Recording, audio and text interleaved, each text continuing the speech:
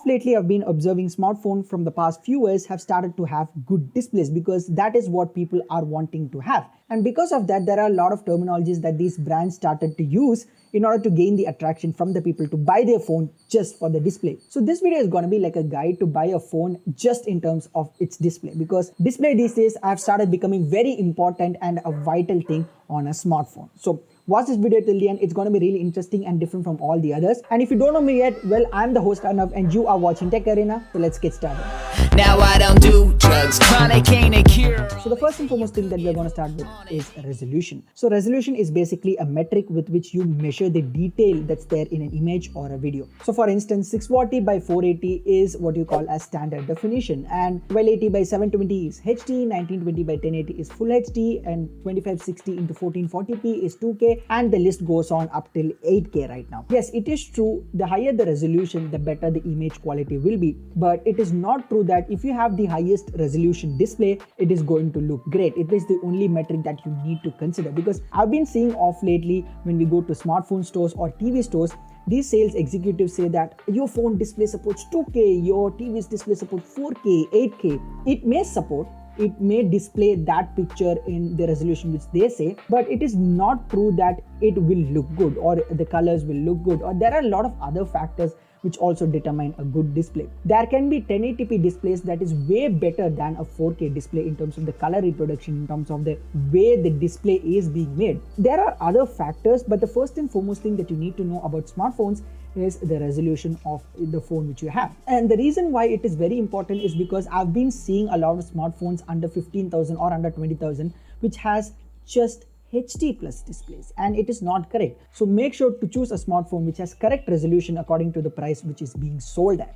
That is the first and foremost thing. Now the second thing is what you call as HDR or high dynamic range. So before stepping on to what is high dynamic range, let me explain what is a dynamic range first and foremost. So an image will have brightest portion and a darkest portion. So the brightest portion is called as highlights and the darkest portion is called as shadows. So the balance in between both will give you an image or a video with good dynamic range, and that's what you mostly hear on smartphone camera reviews, where the reviewer says this image has a good dynamic range. A display which has HDR support means high dynamic range. So what is high dynamic range? So for that, I'll give you another example. As I said, a video or an image will have brightest region and a darkest region. So the displays which have high dynamic range will have customized brightness for each and every spot, and that particular information will be there on the metadata of the content which the display is showing. When a HDR video is being played, there will be a metadata that contains information as to where the brightness should be high and as to where the brightness should be low. In that way, you see a uniform content. So it is very important to make sure that your display supports HDR. Again, this is also according to the price at which the phone is being sold. If you expect HDR to be there on a smartphone that's costing under 10,000 rupees, it's gonna be nearly impossible. But you can expect that feature to be there in smartphones that cost under 20 to 25,000. Again, there are different types of HDR certifications that you need to know. There's HDR10, there's HDR10 Plus, and there's Dolby Vision. Now, if you ask me which one is better, well, HDR10 is the bare minimum of HDR certification and Dolby Vision is the highest. Even HDR10 Plus is somewhere equivalent to Dolby Vision. The key difference between them is the metadata flow. The HDR10 content will have static metadata, and the HDR10 Plus and Dolby Vision content will have dynamic metadata. So in one way or the other, HDR10 Plus and Dolby Vision are quite similar, but if you ask me which is used widely, well, I can say Dolby Vision, because Dolby Vision content is there a lot in the market right now. So in your choice of smartphones, if you have a display that has Dolby Vision, I think that would be better for you, because there are a lot of content to view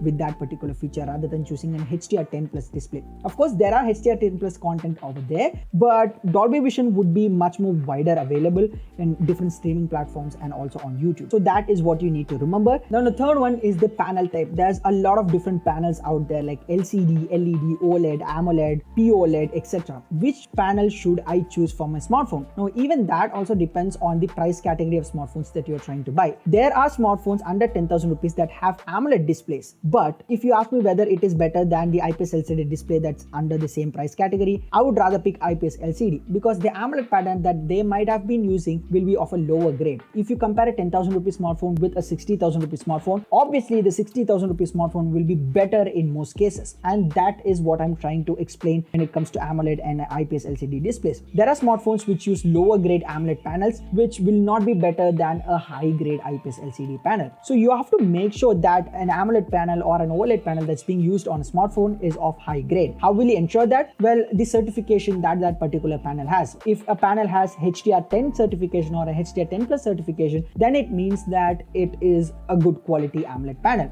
IPS LCD has good viewing angles, but it's not better than what you see on an AMOLED display. And the reason why many manufacturers start using AMOLED panels these days is because of the way it produces color. For instance, if you see black color on an IPS LCD panel and an AMOLED panel, you can feel the real depth of black on an AMOLED panel, and that is because AMOLED panels generally have individual pixels which light up according to the content which is being displayed. And when black is being displayed on an AMOLED panel, these individual pixels turn off in the spots where there's black. In that way, you can feel the depth of the color black. So I personally love AMOLED and OLED panels, but if you ask me which one is the best, well, it depends on the price of smartphone that you're choosing. The next one is brightness, and this is where smartphone manufacturers really confuse you, because you might have seen smartphones that has 1500 nits, 2000 nits. Does it get that bright? That is questionable.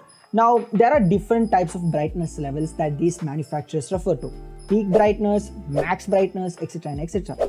Now, I'll give you an instance. The latest iPhone 14 Pro and 14 Pro Maxes support 2000 nits of peak brightness, which doesn't mean that when you turn the smartphone's brightness to the max level, it reaches 2000 nits. What they actually meant is your smartphone can withstand up to 2000 nits of max brightness at certain situations. What are those certain situations? Well, those certain situations where you stream HDR content or where you might have turned on auto brightness and gone outside on a broad daylight. So these are instances where your smartphone will hit the peak brightness, and not always or while you manually trigger the max brightness level. It won't reach that particular number which the brand has promised in all of their ads. So should you buy a smartphone which has 1500 nits of peak brightness, which has 2000 nits of peak brightness? No, there's no need. I feel 700 to 900 nits of maximum brightness is more than enough for a smartphone to be used on the broad daylight. It will give you a decent visibility, and I think that is really great. And if you are on a tight budget, then don't worry about max brightness. You will get a phone with a decent amount of brightness. But if you're on a hunt for a flagship smartphone and you see 2000 levels of brightness, 3000 nits of brightness,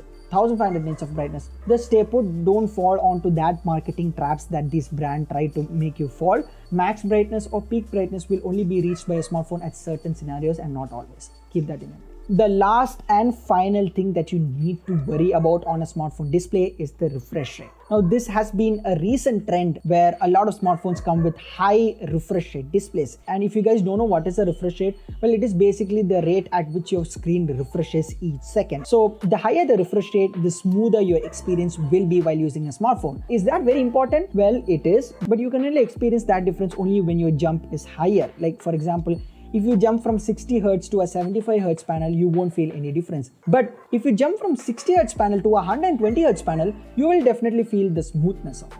So whenever you buy a smartphone that has high refresh rate, make sure the jump is high, because if the jump is very low, even from 60 Hz to 90 Hz, it's not going to make a huge impact. You will notice that smoothness for a few days, but after that, you'll get used to it and there's not going to be much of a difference when you use a 90 Hz phone versus a 60 Hz phone. Anyway, these are some of the things that you need to know while you buy a smartphone in terms of its display. So, and also don't forget to subscribe to our channel. It's very simple. Just scroll down and you will find a subscribe button. Just tap on that. You're good to go. And also press the bell icon to get all the notifications of our upcoming videos. So this is me, Arnab, signing off. Talk to you guys in the next one. Bye-bye.